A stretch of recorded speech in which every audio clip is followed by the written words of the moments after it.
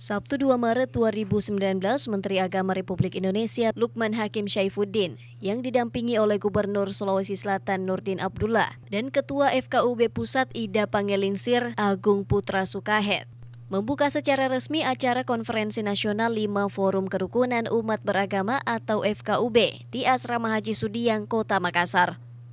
Konferensi Nasional 5 yang mengusung tema memantapkan kerukunan dalam kebinekaan untuk pemilu yang aman, damai dan bermartabat ini dilakukan untuk menghindari penyebaran hoaks dan ujaran kebencian berbau sara di ajang kontestasi pemilihan umum pada 17 April 2019 mendatang.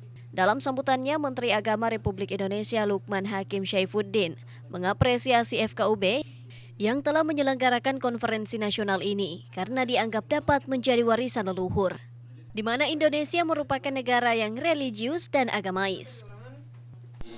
Saudara-saudara yang berhimpun di forum kerukunan umat beragama yang senantiasa menjaga merawat warisan dari para pendahulu kita, Indonesia yang religius, Indonesia yang agamis, ini adalah suatu ikhtiar, suatu upaya mulia yang tentunya sekali lagi saya sangat mengapresiasi dan berterima kasih yang tiada terhingga.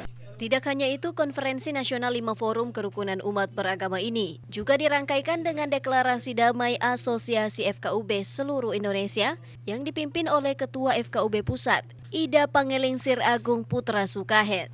Ihsan, Fajar TV dan Fajar Radio melaporkan.